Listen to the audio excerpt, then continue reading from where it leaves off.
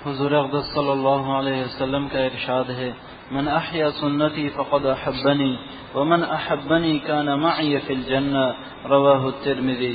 جس نے میری سنت کو زندہ کیا اس نے مجھ سے محبت کی، اور جس نے مجھ سے محبت کی وہ جنت میں میرے ساتھ ہوگا۔ سبحان اللہ، جنت میں ساتھ ہوگا، واہ۔ بیماری، علاج اور عیادت کی سنتیں، جس میں 4 گزر چکی۔ 5ویں سنت ہے بیمار پرسی کر کے جلد لوٹ آنا سنت ہے۔ بیمار پرسی کر کے جلد لوٹ آنا سنت ہے، کہیں تمہاری زیادہ دیر تک بیٹھنے سے بیمار ملول و رنجیدہ نہ ہو جائے یا گھر والوں کے کام میں خلل نہ پڑے۔ بیمار پرسی کر کے جلد لوٹ آنا سنت ہے، کہیں تمہاری جلد لوٹ آنا سنت ہے۔ بیمار پرسی کر کے جلد لوٹ آنا سنت ہے، اور سنت کی دعا 7 بار پڑھ کر چھٹی۔ اسأل اللہ العظیم رب العرش العظیم یشفیک، بس 7 بار ہوئے۔ بیمار سے دعا کا کہا کہ آپ اللہ کی رحمت کے آغوش میں ہیں، آپ کی دعاؤں پر فرشتے آمین کہتے ہیں، آپ یہ گناہ جھڑتے ہیں۔ اللہ تعالیٰ قیامت کے دن پوچھیں گے میں بیمار تھا میرے پاس کیوں نہیں آئے؟ بندہ کہے گا کہ اللہ آپ کیسے بیمار ہوں گے؟ اگر بیمار کے پاس تم آتے مجھے وہاں پاتے۔ نامحرم کی عیادت کرنا جائز نہیں ہے۔ دیور وغیرہ فون آتے ہیں، دیور کی عیادت کے لیے جاؤں، کیا ضرورت ہے؟ دعا آپ سب مسلمانوں کے لیے دعا کر لو، اس میں دیور بھی آ جائے گا۔ دیور کا نام لے کر بھی دعا نامحرم کے لیے نہیں کرنی ہے، بس ختم بات۔ بھائی جانے وہ جانے، بس اتنی دیر بیٹھنا ہے۔ ان سے تفصیل پوچھنا منع ہے، لکھا ہوا ہے آداب معاشرت میں۔ کسی ایسی جگہ ان کو کوئی پھوڑا ہو کیسے بتائیں گے؟ کسی ایسی جگہ کا آپریشن ہو نہیں بتا سکتے کیسے بتائیں گے؟ آپ نے شرمندہ کر دیا۔ اب ایک آ رہا ہے رشتہ دار، 1 گھنٹہ بیٹھ رہا ہے، چائے بسکٹ پاپے واپے چل رہے ہیں۔ سگا بھائی بہن ہو وہاں تھوڑا بہت کھا لیا وہ منع نہیں، باقی کئی جگہ کھانا بھی منع ہے۔ میت کے گھر حضرت والا پانی بھی نہیں پیتے تھے، کھانا تو دور کی بات ہے، ہم تو بیٹھ جاتے ہیں، جا کر بوٹیوں پر حملہ کر دیتے ہیں۔ شریعت کا مطلب معلوم ہے؟ 1 دفعہ 3 دن کے اندر تعزیت کرنی ہے شہر والوں کو، چوتھا ہو گیا تعزیت بھی نہیں کر سکتے۔ باہر شہر والا چوتھے 5ویں دن گیا ٹھیک ہے، تدفین ہوئی، جاؤ اپنے گھر، وہاں میت کے گھر بیٹھ کے کھانا کھا رہے ہیں اور وارثوں کا مال کھا رہے ہیں، 10-10 20-20 دن تک دعوتیں چل رہی ہیں۔ وہاں بھی یہی حکم ہے، جتنی دیر یہ 7 دفعہ دعا پڑی نا اتنی دیر تعزیت کی چھٹی، اور ثواب ملے گا جنازے میں شریک ہوئے، اور زیادہ ثواب ملے گا تدفین تک گئے، بس ختم۔ وہاں سے گھر کوئی ماموں ہے، چاچا ہے، خون کا رشتہ ہے، چلو گھر سے کھانا کھا کر چلا گیا، ہمت بڑھانے اور بات ہے۔ ہمیں آپ کو تھوڑی جانا ہے 2ری دفعہ 3ری دفعہ، اور جا کر ان کو دوبارہ زخم کھرچ رہے ہیں اور رلا رہے ہیں ان کو۔ 1 دفعہ تعزیت ہے سنت بس۔ ہاں بڑا خاندان کا ہے، کوئی اور گہرا رشتہ ہے، ٹھیک ہے چلے گئے، تعزیت نہیں کریں گے دوبارہ ان کو رلائیں گے نہیں، تعزیت تو کر لیا، سنت تو ادا ہو گئی۔ اب آپ بتاؤ مریض کو گیس کا تقاضا ہو رہا ہے، کیسے گیس خارج کرے گا؟ اذیت دی نا ہم نے۔ نیند کا تقاضا آ رہا ہے، کیسے سوئے گا؟ ایک رشتہ دار جا رہا ہے، دوسرا آ رہا ہے، گھر والے پہلے بل دے دے کے پریشان۔ آج ایک دوست کا خط ہے، پرچہ ہے کہ روزانہ 20,000 کا خرچہ ہے بیٹے کی دوائی پر، سب دعا کرو اللہ شفا دے۔ اب ہاسپٹل سے گھر آ گیا ہوں، 10,000 روز کا خرچہ ہے، حساب لگاؤ۔ اب اوپر سے جناب چائے بسکٹ بھی چل رہے ہیں، اور ماں پریشان، باپ پریشان، ایک بیماری ایک پیسے جا رہے ہیں، اور یہاں چائے بسکٹ پاپے چل رہے ہیں۔ اللہ بچائے، گپیں چل رہی ہیں، غیبتیں چل رہی ہیں، سیاست چل رہی ہے، ایک جاتا ہے دوسرا آتا ہے، بیگم صاحبہ برتن دھو دھو کے پریشان، دسترخوان لگا لگا کے پریشان، 1000 روپے کا روز کا خرچہ وہ بھی چڑھ گیا۔ مدد کرنے کی بجائے اور ان کے اوپر عذاب بن کر بیٹھ گئے، رات کو 2-2 بجے تک بیٹھے ہوئے ہیں، کھانا بھی وہیں پر کھا رہے ہیں۔ تو سنت سے ہٹے گا سکون کہاں ملے گا؟ چھوڑو نا مریض کو، جا کر بیچارہ سوئے، اور روز چلے آ رہے ہیں 3 دفعہ، بچے کھیل رہے ہیں، چیخیں مار رہے ہیں، لڑ رہے ہیں، مریض بیچارہ آسمان کی طرف دیکھ رہا ہے۔ اس کو ہم دین سمجھتے ہیں کہ ہمارا وہاں جانا فرض ہے پورے رشتہ داروں کے ساتھ، اور روز جانا فرض ہے، نعوذ باللہ۔ یہ دیکھو کیا سنت ہے، عیادت کر کے جلد جانا۔ جی بیمار پرسی کر کے جلد لوٹ آنا سنت ہے، کہیں تمہاری زیادہ دیر تک بیٹھنے سے بیمار ملول و رنجیدہ نہ ہو جائے یا گھر والوں کے کام میں خلل نہ پڑے۔ نمبر 6، بیمار کی ہر طرح تسلی کرنا مسنون ہے، مثلا اس سے یہ کہے کہ انشاءاللہ تم جلد اچھے ہو جاؤ گے، خدا تعالیٰ بڑی قدرت والے ہیں، یہ ڈر یا خوف پیدا کرنے والی بات بیمار سے نہ کہے۔ یہ ہمارے حضرت نے سکھایا تھا، اس سے خوف والی بات، مایوسی والی بات نہ کرے۔ ہم لوگ کیا کرتے ہیں، بیمار کے پاس گئے، پہلے رونے والا منہ کریں گے، پھر اس کے رشتہ دار کو دیکھ کر بچیں گے نہیں. اس کے سامنے مریض ہے, یاد دیکھ کر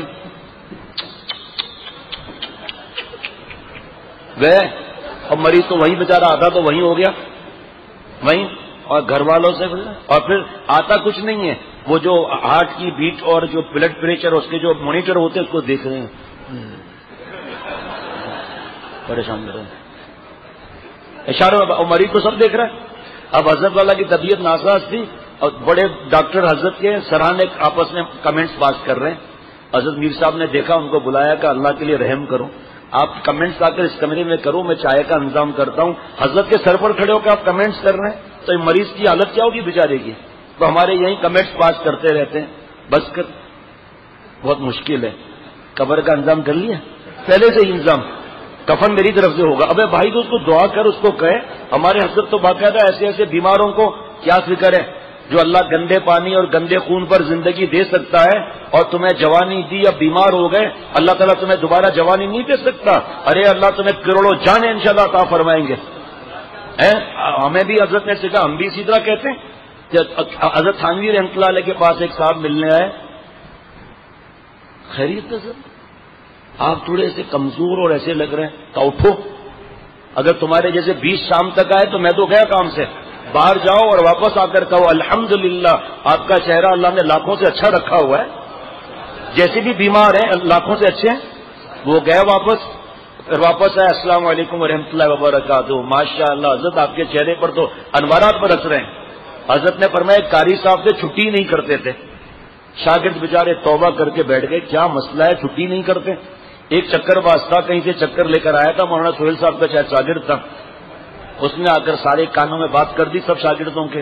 قاری صاحب آ گئے, خبردار چلو سبق سکھاؤ. یہ ایک آیا شاگرد, السلام علیکم. وعلیکم السلام. حضرت خیریت تو ہے؟ کیوں کیا ہے؟ کہ حضرت تھوڑا چہرہ آپ کا پیلا پیلا لگ رہا ہے. چل بے, پیلا پیلا لگ رہا ہے, پڑھ قرآن پاک. بڑا ہے, پیلا پیلا لگ رہا ہے. دوسرا آیا کہ حضرت کوئی مسئلہ تو نہیں ہے. کبھی مسئلہ کیا مسئلہ؟ کہ گھر میں سب خیریت ہے. کہا ہاں خیریت ہے. کیوں؟ کہ آپ تھوڑا بجھے بجھے سے لگ رہے ہیں. اچھا نالائق, بجھ جاؤ, جا کے قرآن پاک پڑھو. جب 8واں طالب علم آیا نا, سازش کی ہوئی تھی, کہے بچوں میری طبیعت بگڑ رہی ہے, جاؤ باہر کھیلو, میں 1 گھنٹہ لیٹتا ہوں. استاد جی کو لٹا دیا 1 گھنٹے کے لیے. جناب ایسا نہیں کرنا چاہیے. اب مجھے بھی دیکھ کر پہلے سے کمزور ہو گئے. میں نے کہا الحمدللہ مجھے تو کوئی کمزوری نہیں ہے, مقابلہ کرنا ہے تو آپ کو, اور ٹھیک ہے آپ جیت جاؤ گے, لیکن مقابلہ تو کرو. آ کر کمال کرتے ہیں. اتنے متعلقین ہیں جو آئے. خیریت, آج 3 دفعہ واش روم میں گئے. بھائی کوئی مسئلہ ہوگا جب ہی گئے نا, تم کیا پوچھتے ہو ہم سے بھائی؟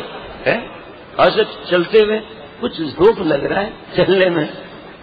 سید سرور سے پوچھ لینا پھر کیسے لوگوں نے دعا کرائی تھی آپ سے, وہ خاص والی دعا کرائی تھی. کیا مسائل ہے کاموں کا. اتنا آداب معاشرت میں ڈھیر لگے ہوئے ہیں. عیادت کے آداب, سنت کا طریقہ, بیمار پرسی, علاج کے آداب, سلام دعا کے آداب, چلنے کے آداب, وہ ہم اپنی طرف سے ٹھوک دیتے ہیں. کسی اچھے ڈاکٹر کو دکھاؤ تو بھائی اچھے ڈاکٹر کو, اس سے بھی کوئی اچھا ہو, بھائی اس سے اچھا تو کوئی ہے نہیں. پھر تو آپ کو زمبابوے جانا پڑے گا. زمبابوے بھائی وہ کینیڈا کا ویزا بھی مشکل ملتا ہے, وہاں خرچہ بھی زیادہ ہے. زمبابوے میں جو ہے وہ نیزے لے کر افریقن کھڑے ہوں گے, تمہیں چبھوئیں گے تو خود بخود تمہارا وہ ہو جائے گا, پتہ نہیں کیا سوئیاں چبھیتے ہیں نا, وہ علاج ہو جائے گا, تم خود ہی واپس آ جائیں گے.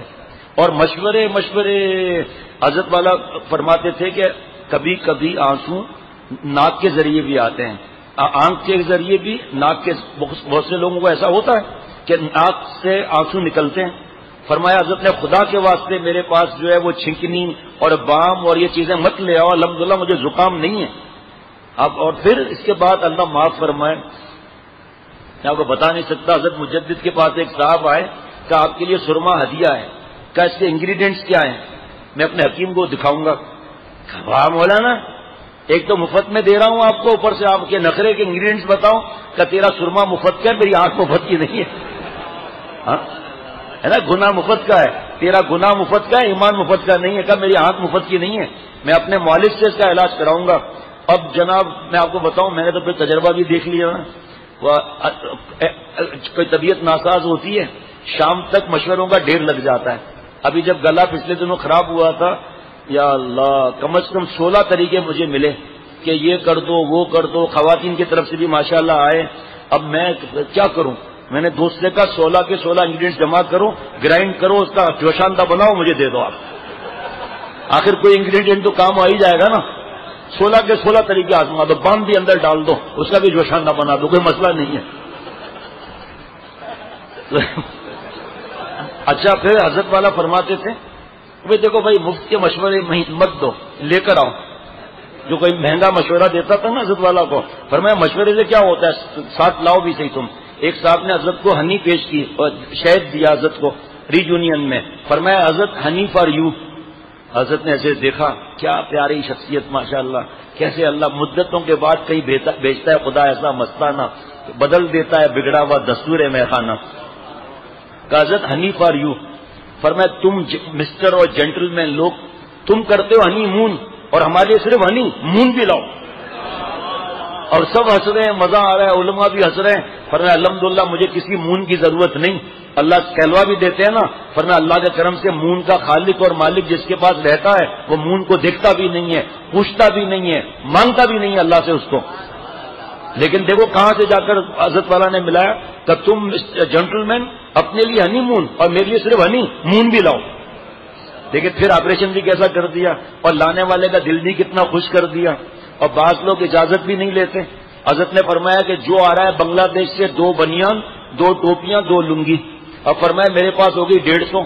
اب ایک طریقہ یہ کہ میں دکان کھولوں، دوسرا یہ کہ مریدوں میں تقسیم کر دوں. لاہور کے خانقاہ میں ایک شخص 12 یا 13 پیٹیاں لایا کیلے اور سیب کی. کیلے تو الگ میں تھے. حضرت والا نے کتنا کھایا؟ ایک سیب کھایا، ایک کیلا کھایا، باقی سب ہم نے ڈٹ ڈٹ کے صبح شام دبا کر کھایا. شیخ کو کیا فائدہ ہوا؟ حضرت ہنستے تھے، کہا پھر روڈ پر بیچوں بنیان والا بھائی. اب یہ بھائی اس نے تو پوچھنا پڑتا ہے. تو حضرت والا رحمۃ اللہ علیہ جو ہے ماشاءاللہ ایسے پیار سے شفقتوں سے حضرت والا سمجھاتے تھے کہ سبحان اللہ، ہنسی ہنسی ہو گئی اور ماشاءاللہ سب خوش بھی ہو گئے. اور مومن، حدیث پاک کا مفہوم ہے کہ مومن کا دل خوش کرنا جنات اور انسان کے نفلی عبادات سے بڑھ کر ہے. جناب نفلی عبادات سے بڑھ کر ہے. حضرت اس طرح خوش کرتے تھے، غمزدہ آتے تھے روتے ہوئے اور ہم لوگ ہنستے ہوئے جاتے تھے. خالی جھولیاں لے کر آتے ہیں یہاں بھی کیونکہ اللہ کا نام ہے، حضور صلی اللہ علیہ وسلم کی باتیں ہیں، تو میں اور آپ جھولیاں بھر کے یہاں سے جاتے ہیں. اب جھولی ہم خود پھاڑ دیتے ہیں گناہ کر کے. گھر پہنچنے سے پہلے یا گھر پہنچ کر یا آدھے گھنٹے میں سب نور جا ضائع. توبہ کی برکت سے وہ نور بھی مل جاتا ہے اور تیز بڑھ جاتا ہے.